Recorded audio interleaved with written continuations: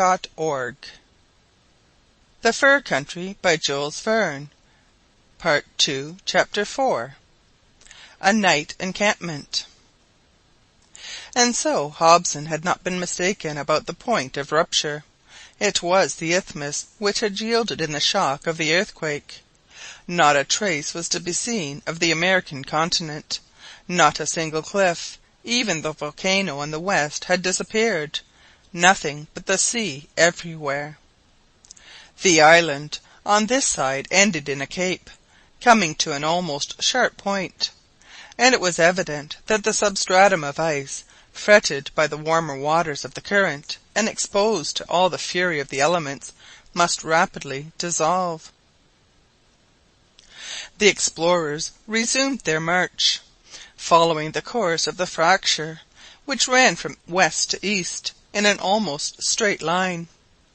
Its edges were not jagged or broken, but clear-cut, as if the division had been made with a sharp instrument, and here and there the conformation of the soil could easily be examined. The banks, half ice, half sand and earth, rose some 10 feet from the water. They were perfectly perpendicular, without the slightest slope, and in some places there were traces of recent landslips. Sergeant Long pointed to several small blocks of ice floating in the offing, and rapidly melting, which had evidently been broken off from their island. The action of the warm surf would of course soon eat away the new coastline, which time had not yet clothed with a kind of cement of snow and sand, such as covered the rest of the beach, and altogether the state of things was very far from reassuring. Before taking any rest, Mrs Barnett, Hobson, and Long were anxious to finish their examination of the southern edge of the island. There would be plenty of daylight, for the sun would not set until 11 o'clock p.m. The brilliant orb of day was slowly advancing along the western horizon, and its oblique rays cast long shadows of themselves before the explorers, who conversed at intervals after long silent pauses, during which they gazed at the sea and thought of the dark future before them. Hobson intended to encamp for the night at Washburn Bay. When there 18 miles would have been traversed, and, if he were not mistaken, half his circular journey would be accomplished. After a few hours' repose, he meant to return to Fort Hope along the western coast. No fresh incident marked the exploration of the short distance between Walruses' Bay and Washburn Bay, and at 7 o'clock in the evening the spot chosen for the encampment was reached. A similar change had taken place here. Of Washburn Bay nothing remained but the curve formed by the coastline of the island, and which was once its northern boundary. It stretched away without a break for 7 miles to the cape they had named Cape Michael. This side of the island did not appear to have suffered at all in consequence of the rupture. The thickets of pine and birch, massed a little behind the cape, were in their fullest beauty at this time of the year, and a good many furred animals were disporting themselves on the plain. A halt was made at Washburn Bay, and the explorers were able to enjoy an extended view on the south, although they could not see any great distance on the north. The sun was so low on the horizon that its rays were intercepted by the rising ground on the west, and did not reach the little bay. It was not, however, yet night, nor could it be called twilight, as the sun had not set. "Lieutenant," said Long, "if by some miracle a bell were now to ring, what would you suppose it would mean?" "That it was supper time," replied Hobson. "Don't you agree with me, Mrs Barnett?" "Indeed I do," replied the lady addressed. "And as our cloth is spread for us, let us sit down. This moss, although slightly worn, will suit us admirably, and was evidently intended for us by Providence." The bag of provisions was opened. Some salt meat, a hare pâté from Mrs Jolive's larder, with a few biscuits, formed their frugal supper. The meal was quickly over, and Hobson returned to the south-west angle of the island, whilst Mrs Barnett rested at the foot of a low fir tree, and Sergeant Long made ready the night quarters. The lieutenant was anxious to examine the piece of ice which formed the island, to ascertain, if possible, something of its structure. A little bank produced by a landslip enabled him to step down to the level of the sea, and from there he was able to look closely at the steep wall which formed the coast. Where he stood the soil rose scarcely 3 feet above the water. The upper part consisted of a thin layer of earth and sand, mixed with crushed shells, and the lower of hard, compact, and, if we may so express it, metallic ice, strong enough to support the upper soil of the island. The layer of ice was not more than 1 foot above the sea level. In consequence of the recent fracture, it was easy to see the regular disposition of the sheets of ice piled up horizontally, and which had evidently been produced by successive frosts in comparatively quieter waters. We know that freezing commences on the surface of liquids, and as the cold increases, the thickness of the crust becomes greater, the solidification proceeding from the top downwards. That at least is the case in waters that are at rest. It has, however, been observed that the very reverse is the case in running waters, the ice forming at the bottom and subsequently rising to the surface. It was evident, then, that the floe which formed the foundation of Victoria Island had been formed in calm waters on the shores of the North American continent. The freezing had evidently commenced on the surface, and the thaw would begin at the bottom, according to a well-known law, so that the ice field would gradually decrease in weight as it became thawed by the warmer waters through which it was passing, and the general level of the island would sink in proportion. This was the great danger. As we have just stated, Hobson noticed that the solid ice, the ice field properly so called, was only about 1 foot above the sea level. We know that 4/5 of a floating mass of ice are always submerged. For 1 foot of an iceberg or ice field above the water, there are 4 below it. It must, however, be remarked that the density, or rather specific weight of floating ice, varies considerably according to its mode of formation or origin. The ice masses which proceed from sea water, porous, opaque, and tinted with blue or green, according as they are struck by the rays of the sun, are lighter than ice formed from fresh water. All things considered, and making due allowance for the weight of the mineral and vegetable layer above the ice, Hobson concluded it to be about 4 or 5 feet thick below the sea level. The different declivities of the island, the little hills and rising ground would of course only affect the upper soil, and it might reasonably be supposed that the wandering island was not immersed more than 5 feet. This made Hobson very anxious. Only 5 feet.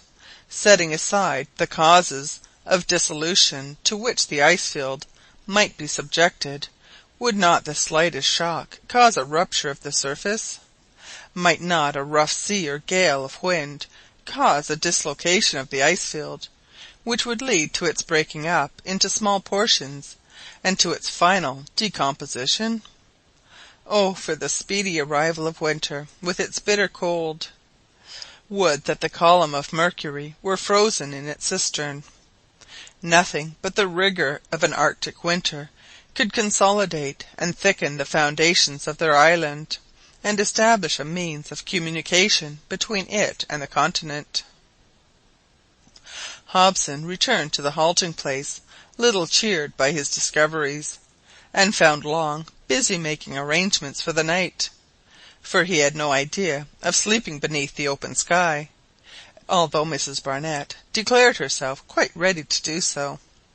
He told the lieutenant that he intended to dig a hole in the ice big enough to hold 3 persons, in fact, to make a kind of snow hut, in which they would be protected from the cold night air. "In the land of the Eskimo," he said, "nothing is wiser than to do as the Eskimo do." Hobson approved, but advised the sergeant not to dig too deeply, as the ice was not more than 5 feet thick. Long set to work. With the aid of his hatchet and ice chisel he soon cleared away the earth, and hollowed out a kind of passage, sloping gently down to the crust of ice. He next attacked the brittle mass, which had been covered over with sand and earth for so many centuries. It would not take more than an hour to hollow out a subterranean retreat, or rather a burrow with walls of ice, which would keep in the heat, and therefore serve well for a resting place during the short night. Whilst Long was working away like a white ant, Hobson communicated the result of his observations to Mrs Barnett. He did not disguise from her that the construction of Victoria Island rendered him very uneasy. He felt sure that the thinness of the ice would lead to the opening of ravines on the surface before long, where it would be impossible to foresee, and of course it would be equally impossible to prevent them. The wandering island might at any moment settle down in consequence of a change in its specific gravity, or break up into more or less numerous islets, the duration of which must necessarily be ephemeral. He judged, therefore, that it would be best for the members of the colony to keep together as much as possible, and not to leave the fort, that they might all share the same chances. Hobson was proceeding further to unfold his views when cries for help were heard. Mrs Barnett started to her feet, and both looked round in every direction, but nothing was to be seen. The cries were now redoubled, and Hobson exclaimed, "The sergeant! The sergeant!" And followed by Mrs Barnett, he rushed towards the burrow, and he had scarcely reached the opening of the snow-house before he saw Sergeant Long clutching with both hands at his knife, which he had struck in the wall of ice, and calling out loudly, although with the most perfect self-possession. His head and arms alone were visible. Whilst he was digging, the ice had given way suddenly beneath him, and he was plunged into water up to his waist. Hobson merely said, "Keep hold," and creeping through the passage, he was soon at the edge of the hole. The poor sergeant seized his hand, and he was soon rescued from his perilous position. "Good God, Sergeant!" exclaimed Mrs Barnett, "what has happened?" "Nothing," replied Long, shaking himself like a wet spaniel, "except that the ice gave way under me, and I took a compulsory bath." "You forgot what I told you about not digging too deeply, then," said Hobson. "Beg pardon, sir, I hadn't cut through 15 inches of the ice, and I expect there was a kind of cavern where I was working. The ice did not touch the water. It was just like going through a ceiling. If I hadn't been able to hang on by my knife, I should have slipped under the island like a fool, and that would have been a pity, wouldn't it, madam?" "A very great pity, my brave fellow," said Mrs Barnett, pressing his hand. Long's explanation was correct. For some reason or another, most likely from an accumulation of air, the ice had formed a kind of vault above the water, and of course it soon gave way under the weight of the sergeant and the blows of his chisel. The same thing might happen in other parts of the island, which was anything but reassuring. Where could they be certain of treading on firm ground? Might not the earth give way beneath their feet at any minute? What heart, however brave, could not have sunk at the thought of the thin partition between them and the awful gulf of the ocean? Sergeant Long, however, thought but little of his bath, and was ready to begin mining in some other place. This Mrs Barnett would not allow. A night in the open air would do her no harm. The shelter of the coppice near would be protection enough for them all, and Sergeant Long was obliged to submit. The camp was, therefore, moved back some 30 yards from the beach, to a rising ground on which grew a few clumps of pines and willows, which could scarcely be called a wood. Towards 10 o'clock the disk of the sun began to dip below the horizon, and before it disappeared for the few hours of the night, a crackling fire of dead branches was blazing at the camp. Long had now a fine opportunity of drying his legs, of which he gladly availed himself. He and Hobson talked together earnestly until twilight set in. Mrs Barnett occasionally joined in the conversation, doing the best she could to cheer the disheartened lieutenant. The sky was bright with stars, and the holy influence of the night could not fail to calm his troubled spirit. The wind murmured softly amongst the pines. Even the sea appeared to be wrapped in slumber, its bosom slightly heaving with the swell, which died away upon the beach with a faint rippling sound. All creation was hushed. Not even the wail of a sea-bird broke upon the ear. The crisp crackling of the dead branches was exchanged for a steady flame, and nothing but the voices of the wanderers broke the sublime, the awful silence of the night. "Who would imagine," said Mrs Barnett, "that we were floating on the surface of the ocean? It really requires an effort to realize it, for the sea which is carrying us along in its fatal grasp appears to be absolutely motionless." "Yes, madam," replied Hobson, "and if the floor of our carriage were solid, if I did not know that sooner or later the keel of our boat will be missing, that some day its hull will burst open, and finally, if I knew where we were going, I should rather enjoy floating on the ocean like this." "Well, Lieutenant," rejoined Mrs Barnett, "could there be a pleasanter mode of travelling than ours? We feel no motion. Our island has exactly the same speed as the current which is bearing it away. Is it not like a balloon voyage in the air? What could be more delightful than advancing with one's own house, garden, park, etc.? A wandering island, with a solid, insubmersible foundation, would really be the most comfortable and wonderful conveyance that could possibly be imagined. I have heard of hanging gardens. Perhaps some day floating parks will be invented which will carry us all over the globe.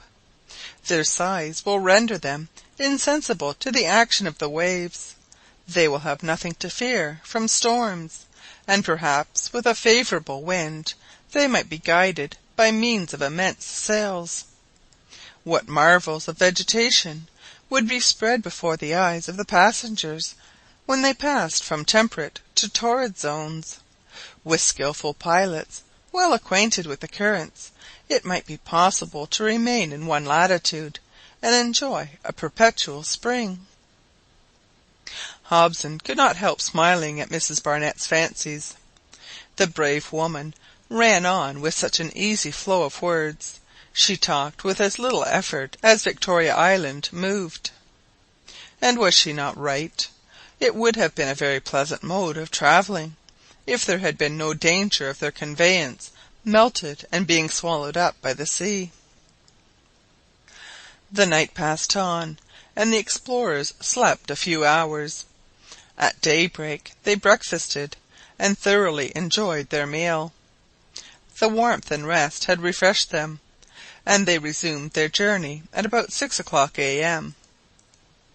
From Cape Michael to the former Port Barnett, the coast ran in an almost straight line, from south to north, for about 11 miles. There was nothing worthy of note about it. The shores were low and pretty even all the way, and seemed to have suffered no alteration since the breaking of the isthmus. Long, in obedience to the lieutenant, made benchmarks along the beach, that any further change might easily be noted. Hobson was naturally anxious to get back to Fort Hope the same day, and Mrs Barnett was also eager to return to her friends. It was, of course, desirable under the circumstances that the commanding officer should not be long absent from the fort. All haste was therefore made, and by taking a short cut they arrived at noon at the little promontory which formerly protected Port Barnett from the east winds. It was not more than 8 miles from this point to Fort Hope, and before 4 o'clock p.m. the shouts of Corporal Joliffe welcomed their return to the factory. CHAPTER 5.